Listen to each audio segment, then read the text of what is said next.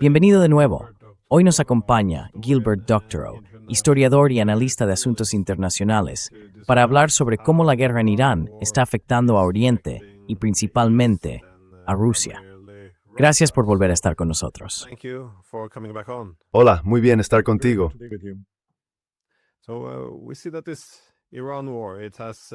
Así que vemos que esta guerra de Irán tiene muchas dimensiones, que supongo los rusos interpretarían de diferentes maneras. Desde la diplomacia engañosa hasta la falta de legalidad, la brutalidad de la guerra, la disposición a escalar, asesinar a líderes gubernamentales, atacar infraestructuras críticas, incluso centrales nucleares. Podría tener como objetivo debilitar a Rusia y China, pero también observamos ciertos errores de cálculo por parte de Estados Unidos, la resiliencia iraní y la posible destrucción de los estados del Golfo si sus plantas desalinizadoras dejan de funcionar. También vemos una división en la relación entre estadounidenses y europeos. Así que, una vez más, todo esto indica que las repercusiones de esta guerra no serán meramente regionales, sino globales. ¿Cómo ves el desarrollo de todo este desastre en Oriente Medio? ¿Cómo está afectando y siendo interpretado por Oriente y por Rusia y China en particular?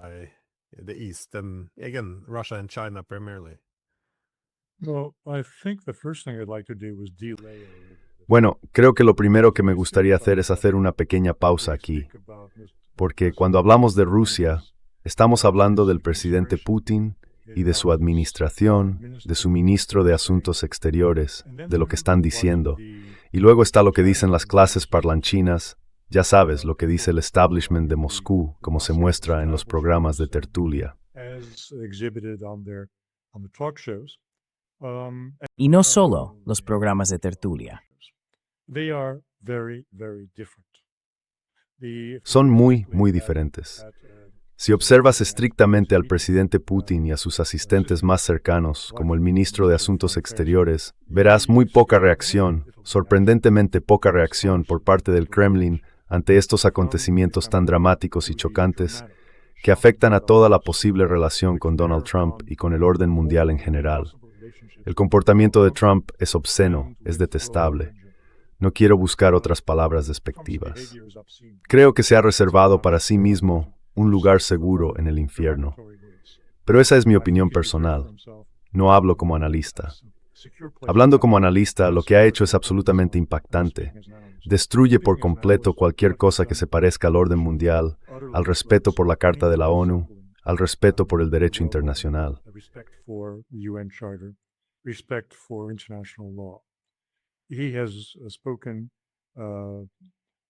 Ha hablado de estar limitado únicamente por sus propios límites morales, su propia interpretación de la moral, y no por el derecho internacional ni por ninguna otra ley, y actúa en consecuencia. El problema es que su moralidad es bestial. Su comportamiento, según los estándares humanos comunes, es lo más horrible que hemos visto en muchísimo tiempo. Permíteme distinguir entre lo que se dice y lo que se hace.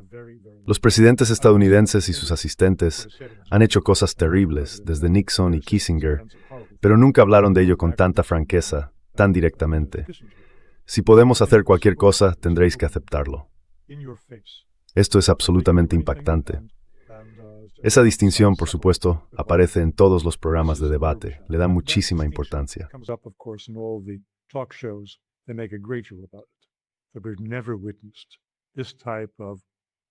Nunca habíamos presenciado este tipo de franqueza, esta transparencia, en la política estadounidense del la fuerza hace el derecho. Pero a nivel del Kremlin, reina un silencio casi total. Por supuesto, no se atreven a decir nada sobre el señor Trump mostrando su verdadera naturaleza. No dicen que vayan a continuar las negociaciones. No dicen que vayan a cancelarlas. Solo señalan que están a la espera y que los estadounidenses lo han solicitado. En cuanto a Irán, muchos de nosotros, en los medios alternativos, habíamos supuesto que Irán estaba encuadrado dentro de la Organización de Cooperación de Shanghái y en los BRICS por estas dos grandes potencias, lo que le proporcionaba estabilidad, cierta sensación de seguridad y buenas razones para comportarse de manera ordenada y no ser patrocinador del terrorismo. Ahora vemos que esos dos marcos son prácticamente insignificantes. are virtually meaningless. Both Russia and China, to our knowledge, Tanto Rusia como China, hasta donde sabemos, soy muy prudente con esto porque es difícil decir cuán válida es nuestra información, ya que todo esto se mantiene en secreto.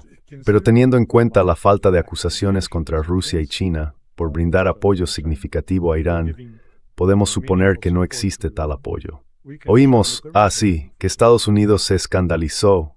Washington se escandalizó ante la posibilidad de que los rusos pudieran estar suministrando inteligencia militar a Irán. ¡Qué horror! Eso es todo lo que vimos. Los israelíes dijeron que ayer hundieron barcos que transportaban armas rusas hacia Irán. Rusia ha negado que transportaran armas o que siquiera fueran barcos rusos. Pero aparte de eso, no oímos ni una palabra sobre el suministro de armas rusas. Aside from that, we don't hear a word about Russian arms being supplied. Entonces, ¿cuál es el significado de la alianza o de los acuerdos de cooperación? ¿Qué significa que Irán forme parte de la Organización de Cooperación de Shanghái o de los BRICS?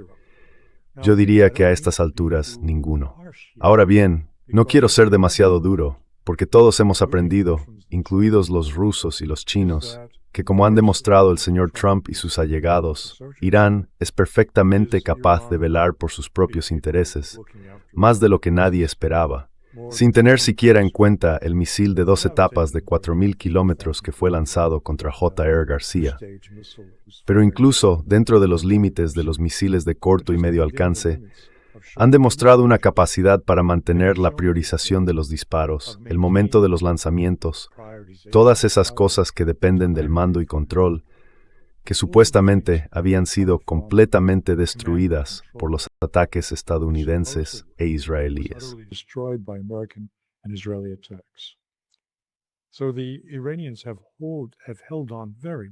Así que los iraníes han resistido muy bien.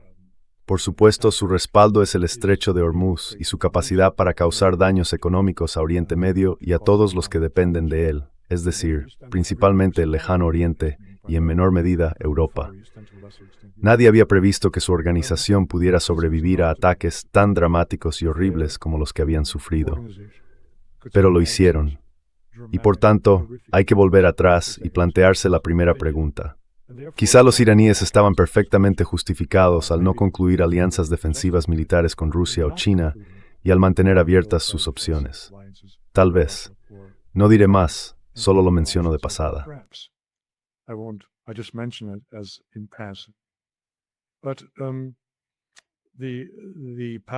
Pero el poder de Irán para sobrevivir a todo esto ha sido asombroso. Su capacidad para mantener la presión sobre el mundo y destruir, a voluntad, casi toda la producción de hidrocarburos en Oriente Medio, hace que su control sobre el estrecho de Hormuz sea casi irrelevante. Si no hay producción, entonces no hay nada que los petroleros puedan transportar por el estrecho de Hormuz. Así que, se mire como se mire, están en una posición dominante. Eso no era de esperar. Sierra de Matre los rusos strikes producer ball of Orleans.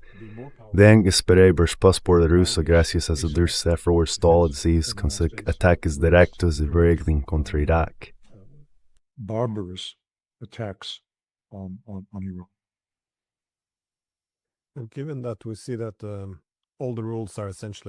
Dado que vemos que todas las normas han desaparecido esencialmente, han sido desechadas, y que Estados Unidos actúa con tanta descaro al respecto, especialmente con Pete Hegseth y toda esta retórica de que seguir el derecho internacional o las reglas de enfrentamiento es simplemente corrección política, y que harán lo que sea necesario, desestimando en la práctica el derecho internacional.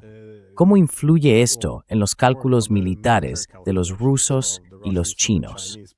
Porque Estados Unidos parece muy decidido a derrotar a sus oponentes. Y de nuevo, señalas la idea de que eliminar a los iraníes también serviría para debilitar a China.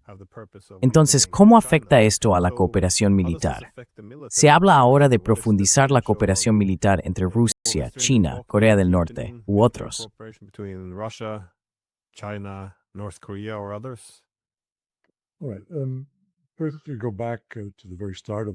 Muy bien. Primero, si volvemos al principio de todo esto, como mencioné antes en entrevistas recientes y en mis escritos, los ataques estadounidenses e israelíes contra Irán dejaron al establishment de política exterior ruso completamente desconcertado.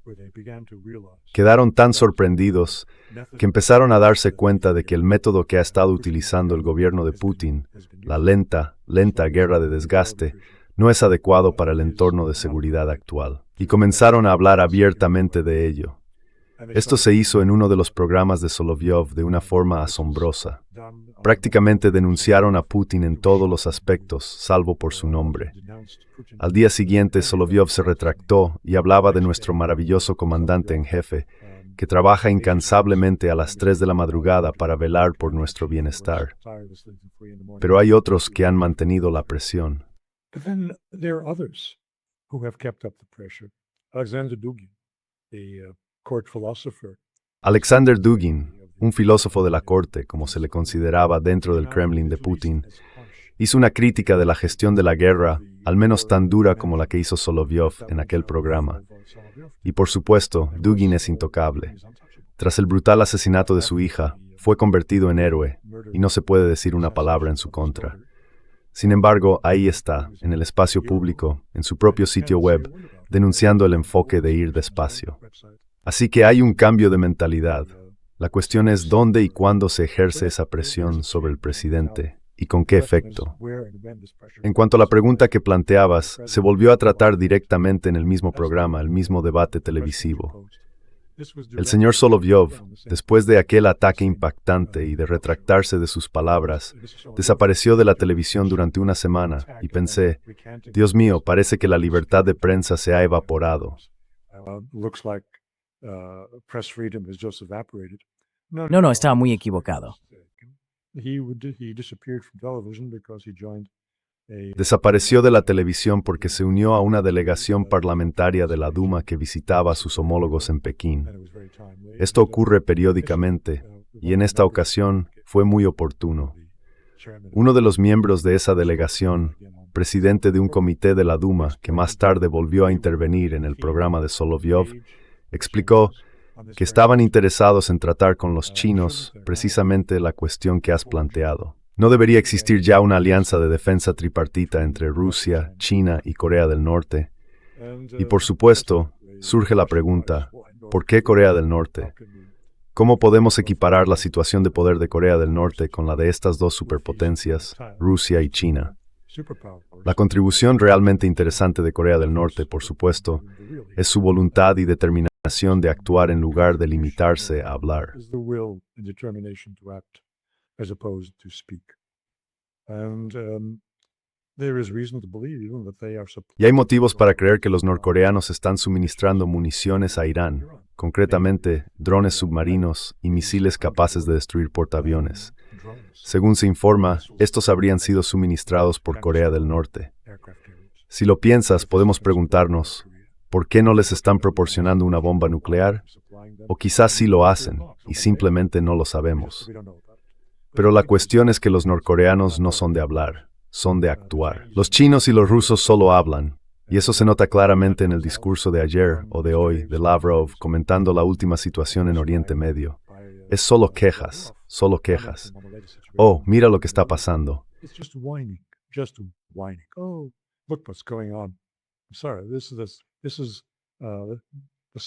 Lo siento, este es el segundo país más poderoso militarmente del mundo, y todo lo que pueden decir es, Dios mío, qué triste es esto. Es una tragedia verbal lamentable, una respuesta a que Estados Unidos se desmande en Oriente Medio. Por no mencionar, ¿dónde está la respuesta física a las acciones de Estados Unidos allí? Y solo por añadir, como Dmitry ha estado diciendo a todo el que le pone un micrófono delante, vaya, esto va a alterar de verdad la economía mundial. Una observación brillante, que ninguno de nosotros, por supuesto, habría podido hacer por nuestra cuenta sin su intervención. Rusia se ha estado conteniendo y no ha dicho nada, y permíteme explicar por qué. De nuevo, no quiero ser crítico.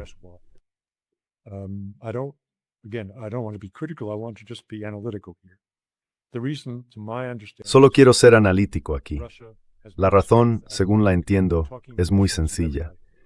Rusia ha convertido en una fortaleza el mantener relaciones de diálogo con todo el mundo. Pero cuando se tiene una situación tan crítica como la que vivimos ahora, una que podría escalar fácilmente hasta la Tercera Guerra Mundial y que podría llevar no solo a una recesión global, sino a una depresión global, no es una virtud hablar con todo el mundo y darse la mano con todos. Hay que hacer algo, tomar una posición, y Rusia no lo está haciendo. Al contrario, escuché en el programa del domingo por la noche, estaba leyendo, era tan evidente, era un teleprompter, estaba leyendo frases que debieron de resultarle muy embarazosas, pero que claramente venían del Kremlin.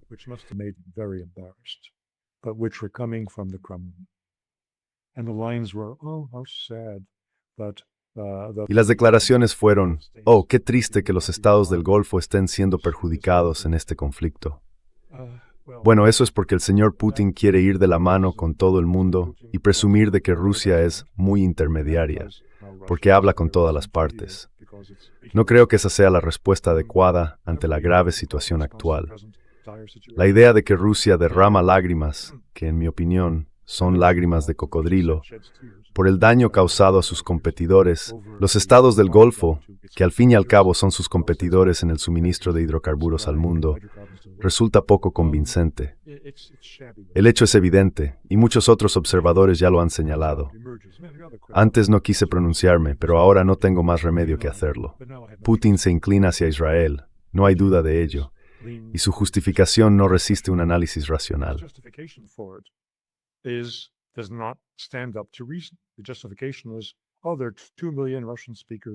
La justificación fue, oh, hay 2 millones de hablantes de ruso que son titulares de pasaporte y viven en Israel, y no podemos permitir que se les haga daño. Bueno, amigos, esos no son amigos. Los residentes israelíes, los titulares de pasaporte israelí que son nacionales con doble ciudadanía y tienen pasaportes rusos, tampoco son amigos de Moscú. Y quien diga lo contrario no está siendo serio, incluido el presidente de Rusia. Son enemigos. Igual que el señor Tobias era un enemigo, igual que Naina Yeltsin es una enemiga, todos ellos son mimados por el presidente de Rusia. No diré más. Tiene todas las posibilidades de cambiar de rumbo, y espero que lo haga. Pero tal como están las cosas, el estatus de gran potencia de Rusia se desperdicia por completo en la resolución de una crisis global en Oriente Medio.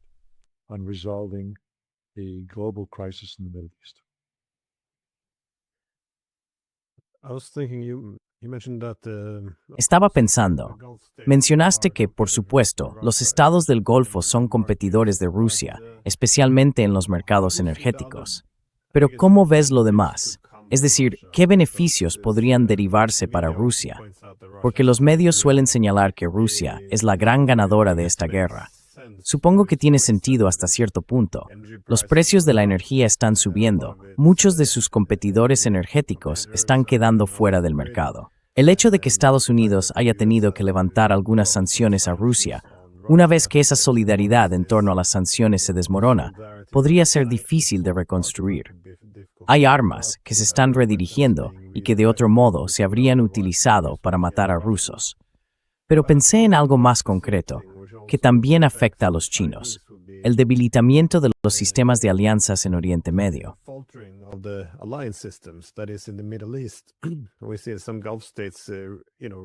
Vemos que algunos estados del Golfo, ya sabes, están replanteándose lo sensato que es albergar todas esas bases estadounidenses, como en Asia Oriental, por ejemplo, en Corea del Sur. Algunos deben de preguntarse cuán seguras son realmente las garantías de seguridad ahora que Estados Unidos retira todos esos misiles THAAD y Patriot. Y de hecho, también en Europa se percibe una brecha cada vez mayor entre Estados Unidos y la Unión Europea. Entonces, ¿ves esto como una ventaja o más bien como parte de la misma tendencia, el debilitamiento de los sistemas de alianzas? Porque eso parece ser un componente clave de la posición hegemónica. Si puedes dividir todas las regiones del mundo en aliados obedientes y dependientes y en adversarios debilitados.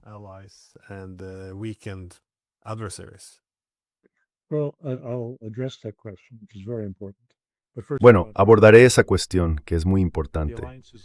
Pero antes quiero darle la vuelta. Las alianzas de los débiles y los medios alternativos, que se habían considerado tan importantes para dar paso a una nueva gobernanza global policéntrica y multipolar, se han ido al traste. Al escuchar la televisión rusa, ahora hablaban de los BRICS en términos que ninguno de nosotros podría haber imaginado.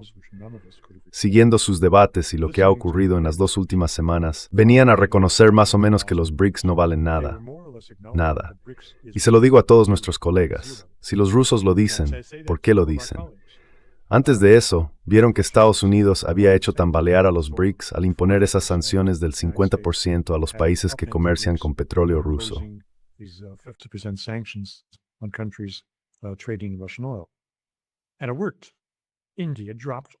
Y funcionó. India dejó de comprar petróleo ruso por completo. Bueno, eso fue en el pasado. Ahora simplemente dicen BRICS. Sabes, por cierto, BRICS nunca se concibió como algo antiestadounidense. Esto lo dicen los rusos en la televisión estatal. BRICS se suponía que debía construir un marco alternativo que acabara sustituyendo al tambaleante FMI y a la Organización Mundial del Comercio, todas esas otras estructuras que datan del periodo posterior a la Segunda Guerra Mundial. Se pretendía que fuera un nuevo orden. Ahora los rusos ya no dicen eso. Esto explica por qué hace un año, creo que fue en la última reunión de los BRICS, quizá hace 2 años, cuando todos nosotros... ¿Cuándo fue la reunión en Kazán? Fue en octubre, ¿verdad? Sí. De acuerdo. Cuando descubrimos que no iba a haber ninguna alternativa a los intercambios existentes, el cambio de divisas, que no habría una moneda de los BRICS, pareció algo peculiar, pero nadie realmente lo destacó. Y ahora está perfectamente claro por qué. Los rusos lo entendieron en aquel momento, aunque nunca lo dijeron en voz alta, que los BRICS son prácticamente inútiles. Eso es lo que ha salido de todo esto. Y diría que la Organización de Cooperación de Shanghái no ha salido mucho mejor parada, aunque en su última reunión quedó claro que los rusos y los chinos buscaban invertir más en ella como su principal vector para avanzar hacia una nueva gobernanza mundial, en lugar de los BRICS, que estaban perdiendo importancia.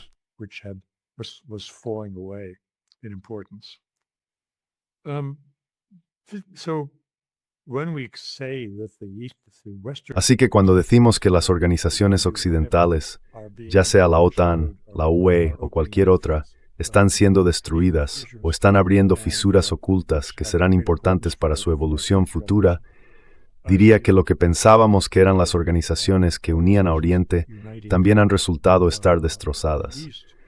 Eso crea una situación aún más caótica de lo que cualquiera de nosotros podría haber imaginado. Sí, por supuesto, aquí en Europa no las pluristater sorte de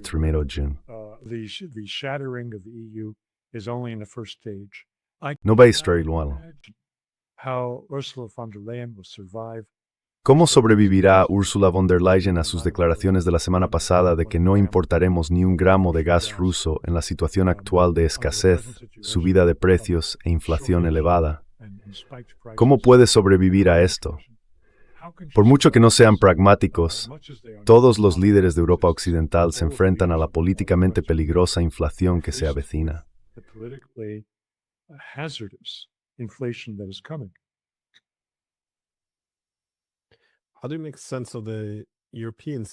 ¿Cómo se puede entender la postura de los europeos aquí? Porque esto les ha supuesto un gran impacto.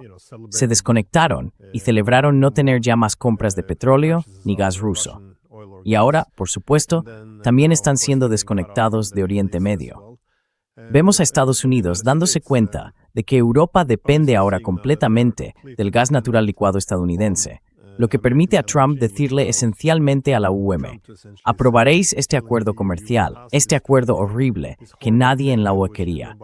De lo contrario, ya no tendréis acceso favorable a nuestro gas natural licuado. Así que ya sabes, ¿quién podría haber previsto esto? Te desconectas de todos los demás proveedores y entonces el único del que dependes por completo tiene poder político. Es bastante previsible, pero aún así resulta impactante de algún modo.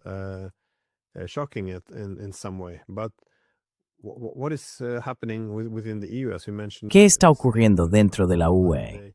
Como mencionaste, las declaraciones de von der Leyen van tan en contra de los intereses nacionales de los Estados miembros.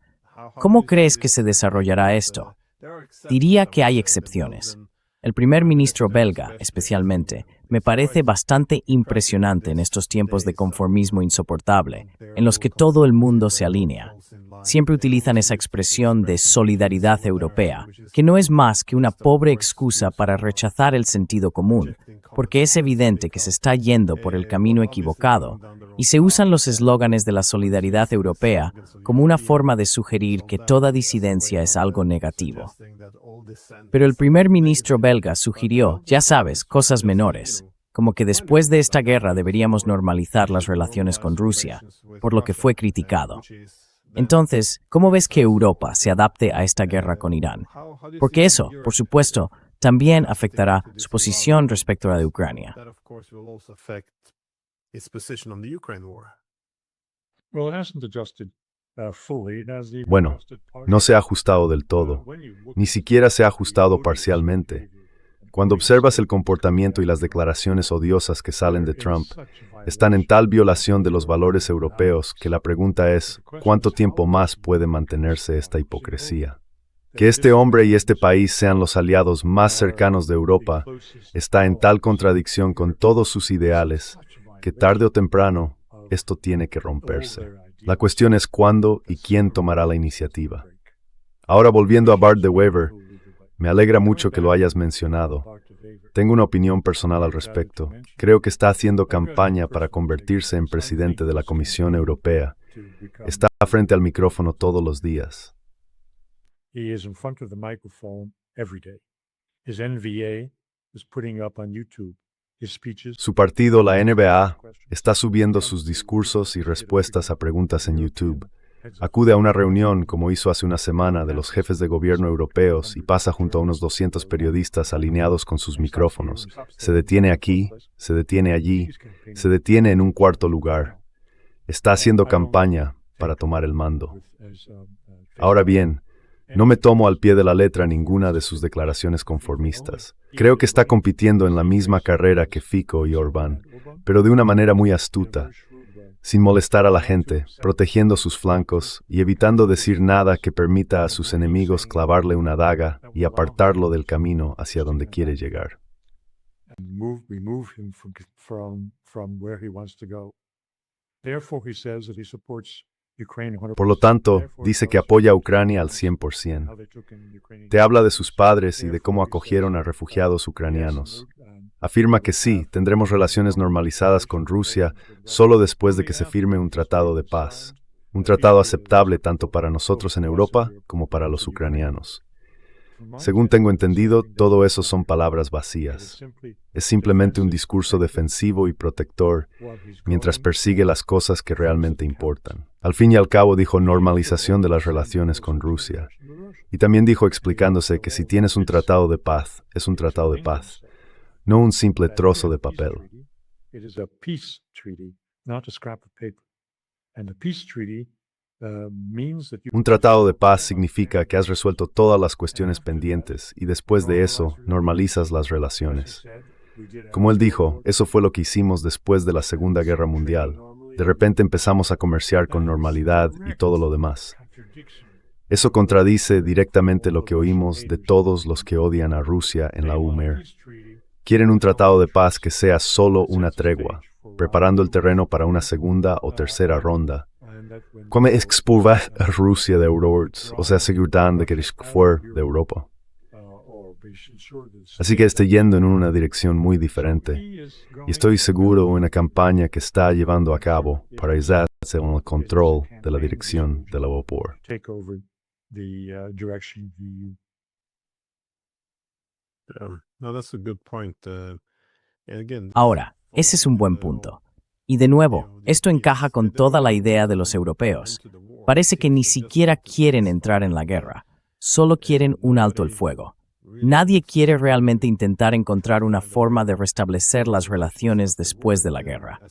Y, como bien dices, se oye esto una y otra vez en la retórica. Una vez que esto termine, podremos encontrar alguna otra vía en la que competir o enfrentarnos a los rusos en condiciones más favorables. Ni siquiera la guerra de Ucrania puede darse realmente por terminada. Dicen abiertamente que quieren una pausa para respirar, reagruparse, reconstruir, pero la lucha no ha terminado.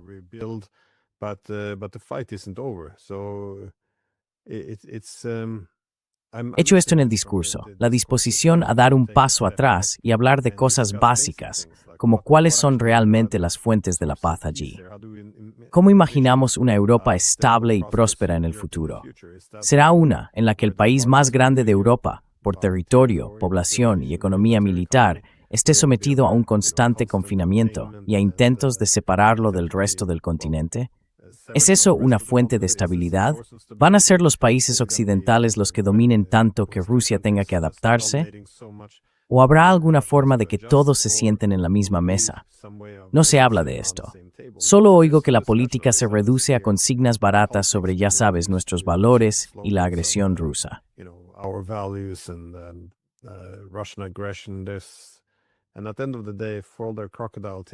Al final del día, si todas sus lágrimas de cocodrilo por Ucrania fueran genuinas, si realmente quisieran salvar a Ucrania, su primera prioridad debería ser sacarla de la primera línea de este nuevo juego geopolítico.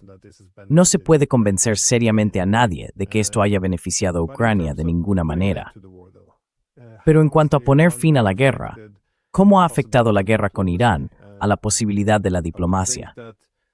Imagino que los rusos, después de la diplomacia engañosa con Irán, primero luego esos 2 ataques sorpresa cuando las negociaciones iban bien, no son muy confiados. ¿Cómo afecta esto a las cosas? Quiero decir, ¿siguen hablando de Alaska ahora en Moscú? ¿Y qué se dice en China?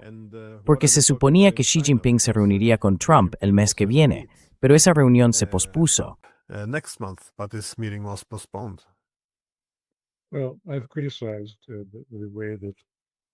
Bueno, he criticado la forma en que Vladimir Putin está gestionando el mundo, y tengo que criticar aún más severamente la postura de los chinos, que parecen unos completos blandengues. Su posición respecto a Irán es totalmente incomprensible, dado que, como he dicho, patrocinan a Irán en esas 2 organizaciones clave en las que China y Rusia son líderes. Me refiero tanto a los BRICS como a la Organización de Cooperación de Shanghái. Es incomprensible que no hayan hecho nada de sustancia para ayudar a Irán y que el Ministerio de Asuntos Exteriores haya sido tan cauto en sus declaraciones sobre él. Pero basta ya de hablar de los chinos. No sé hacia dónde se dirige esto, pero está claro que Europa va a cambiar.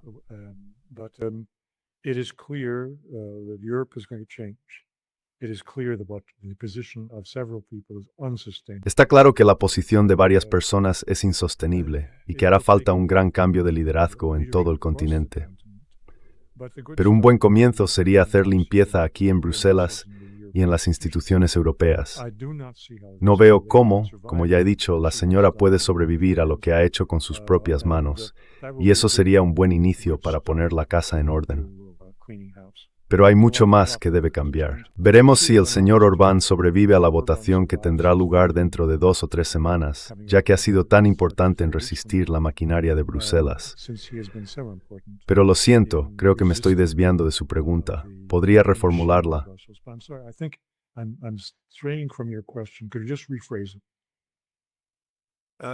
Las posibles vías para la diplomacia ahora, porque los rusos estaban mirando hacia Alaska como una opción, y los chinos, creo, esperaban que algunas relaciones pudieran mejorar con esta reunión que se suponía iba a tener lugar el próximo mes, porque para ellos, por supuesto, esto podría ser una oportunidad. Si Estados Unidos está teniendo dificultades ahora, quizá les gustaría poner una pausa a esta guerra económica contra los chinos.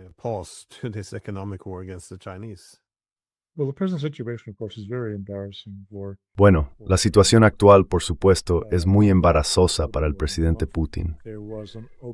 Si retrocedemos un poco más de un mes, hubo una ruptura pública y abierta entre su posición y la del Ministerio de Asuntos Exteriores. La oposición dentro del ministerio comenzó con Sergei Lavrov, quien dijo célebremente que la iniciativa, el impulso desde Anchorage, se había perdido, que ya no había margen para la diplomacia y que esto se resolvería en el campo de batalla. Fue reprendido de inmediato. Pero luego, en 2 o 3 semanas, vemos que su jefe de Lavrov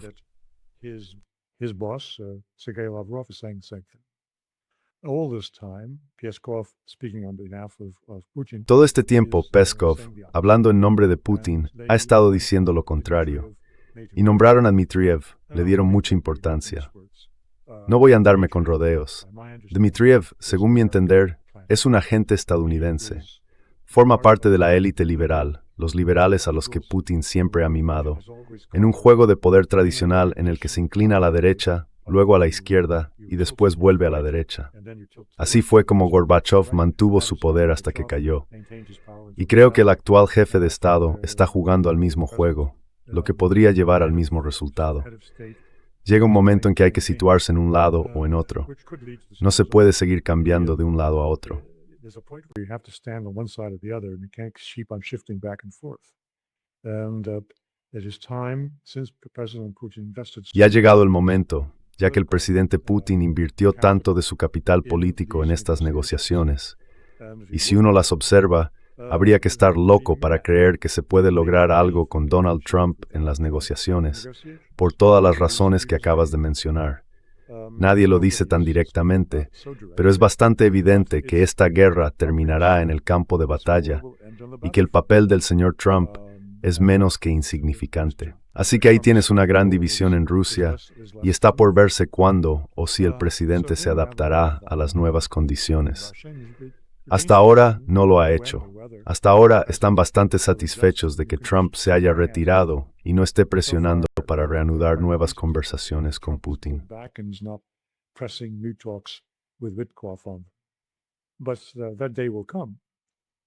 Pero ese día llegará y Putin tendrá que decidir si va a continuar con esta farsa o no. Al mismo tiempo, somos muy conscientes de lo que dijo el señor Zelensky hace un día, que los rusos están preparando o iniciando una gran ofensiva de verano en este momento. Tiene razón, lo están haciendo. Lo único falso en la declaración del señor Zelensky fue la afirmación de que está resultando muy costosa para los rusos, que están perdiendo 1,000 hombres al día. Como sabemos y como he visto en los últimos 4 años, cada vez que los ucranianos hablan de las pérdidas rusas, están proyectando sobre los rusos sus propias pérdidas. Que los ucranianos estén perdiendo 1,000 hombres al día es totalmente creíble. Los rusos no.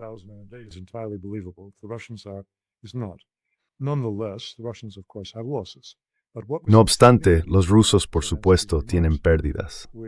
Pero lo significativo de las declaraciones de Zelensky, que por lo demás no se reflejan en lo que la televisión estatal rusa contó a su audiencia, es que hablaba del uso de tanques y equipo pesado que vuelve a entrar en juego.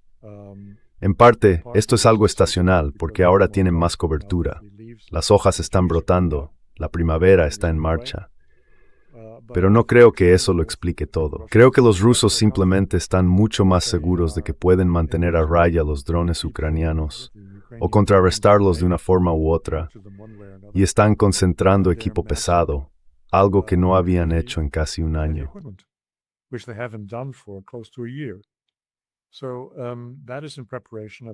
Así que eso forma parte de la preparación para una gran ofensiva sobre Kramatorsk y Sloviansk, que ahora están a solo 18 kilómetros dentro del alcance de la artillería desde el punto de vista ruso, tras lo cual tendrían el camino despejado. Al mismo tiempo, mirando hacia adelante como hacemos tú y yo, resulta sorprendente que después de 4 años de guerra, ahora en el 5º año, una guerra que ha durado casi tanto como la Segunda Guerra Mundial, Rusia solo haya capturado en los últimos meses un 5% adicional de la provincia de Donetsk, o un 8%. Ha pasado de controlar el 17% al 25%, de un 25% que estaba en manos ucranianas a aproximadamente un 18%. Hasta ahora sus movimientos, por razones comprensibles, han sido extremadamente modestos. Veremos muy pronto si pueden hacer la jugada final y alcanzar el Dnieper en cuestión de semanas en lugar de años. It is no hours break forward desperately. So that is all in front of us. Bueno, ¿qué tal una última pregunta? Hemos visto, en cuanto a los acontecimientos mundiales, algunos éxitos de la ofensiva ucraniana, especialmente en el sur, en la región de Zaporilla. ¿Cómo interpreta eso, teniendo en cuenta que han perdido mucho acceso a dinero y armas en las últimas semanas? Because it's 1,200 kilometer long front. Como se trata de un frente de 1.200 kilómetros de longitud, si encuentran un punto débil, sea cual sea la ciudad, lo aprovechan. Pero no diría que los éxitos o sorpresas aisladas que logren vayan a cambiar el panorama general, que es el avance ruso, tal como lo describí, contra los dos últimos puestos y alturas de importancia media de Sloviansk y Kramatorsk. El éxito ucraniano solo sorprendería a quienes, día tras día, semana tras semana, han estado diciendo que los rusos han destrozado las líneas ucranianas, que sus esfuerzos de reclutamiento han sido totalmente infructuosos, y así sucesivamente.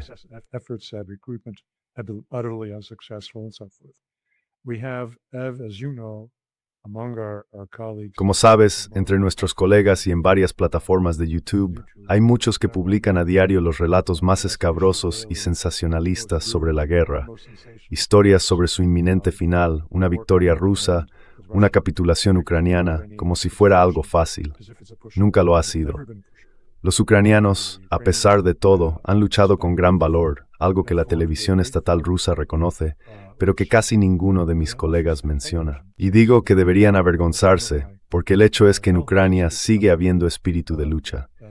Sin embargo, existe el problema que has señalado. Tienen muy poco equipo y, por supuesto, su número de soldados se ha reducido considerablemente. Eso es innegable, y por eso, como digo, solo pueden concentrar fuerzas en uno o dos lugares.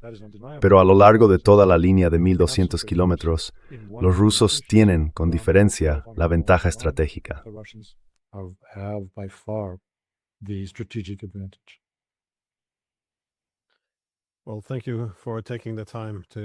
Bueno, gracias por tomarse el tiempo de hablar con nosotros. Lo agradezco. Creo que esto parece una señal de que está tomando la forma de una guerra mundial cuando se ve que un conflicto afecta a otro. No creo que hayamos llegado a ese punto todavía, pero dado lo grandes que son las repercusiones globales y cómo estas guerras y conflictos, desde el de Ucrania hasta Irán, también están afectando a la rivalidad entre Estados Unidos y China, parece que está adquiriendo dimensiones globales. ¿Tiene algún comentario final antes que terminemos?